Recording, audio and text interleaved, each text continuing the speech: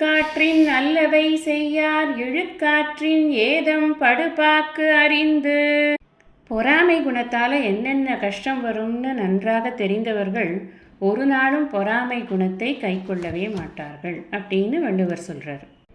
இதை புரிஞ்சுக்கிறதுக்கு ஒரு குட்டி கதையை நாம் இப்போ சிந்திக்கலாமா? சேர நாட்டில் திருவஞ்சிக்களம் அப்படின்னு ஒரு ஊர் இருந்தது. அங்கே குலசேகரன் அப்படிங்கிற ஒரு அரசர் இருந்தார். அவர் அரசராக இருந்தாலும் எப்பவுமே ஈஸ்வர சிந்தனையிலேயே இருந்து கொண்டிருப்பார்.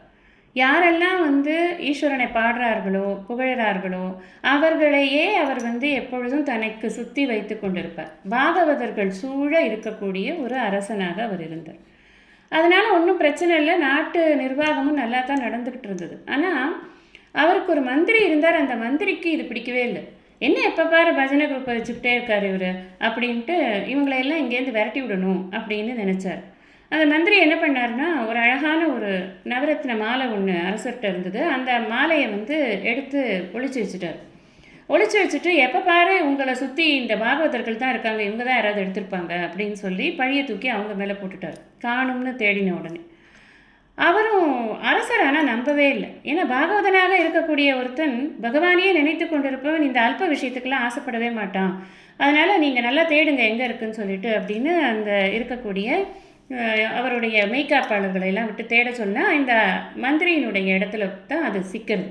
அதை கொண்டு மந்திரி தான் எடுத்து வச்சுருக்காருன்னு காமிச்சாச்சு. இப்போ அந்த மந்திரிக்கு ரொம்ப வெக்கமாக போச்சு. என்னடா இது இவ்வளவு கேவலமாக நம்ம மாட்டிக்கிட்டோமே அப்படின்னு. இந்த அரசர் ரொம்ப நல்லவர், மந்திரியும் நல்லவர் தான். ஆனால் பொறாமையினால் இப்படி தப்பு பண்ணிட்டாரு அப்படிங்கிறதுனால அவரை கூப்பிட்டு அவருக்கு நல்ல வார்த்தைகள் சொல்கிறார்.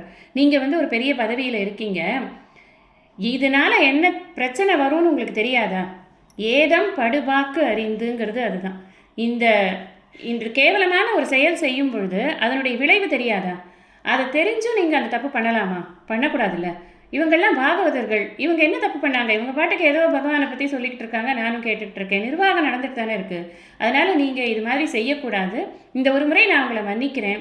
யார் ஒருத்தருக்கு அறம் தெரிகிறதோ அவர்கள் பொறாமை கொள்ள மாட்டார்கள். பொறாமை இல்லாமல் இருந்து அது பொறாமையோடு இருந்தால் என்ன கேடு வரும்னு தெரிஞ்சால் நிச்சயம் அந்த பொறாமையை ஒருவன் கொள்ளவே மாட்டான். அப்படிங்கிற விஷயத்தை நீங்கள் மறந்துடாதீங்க. எப்போவுமே பொறாமையோடு வாழாதீங்க அப்படின்னு அவருக்கு நிறைய அட்வைஸ்லாம் பண்ணி போனா போட்டோன்னு திருப்பி மந்திரி சபையில் சேர்த்துக்கிட்டார். அவருடைய பெருந்தன்மை நாம் என்ன புரிஞ்சுக்கணும்னா, ஒரு நாளும் பொறாமை என்பது நமக்கு வரவே கூடாது அப்படின்னு புரிஞ்சுக்கணும்.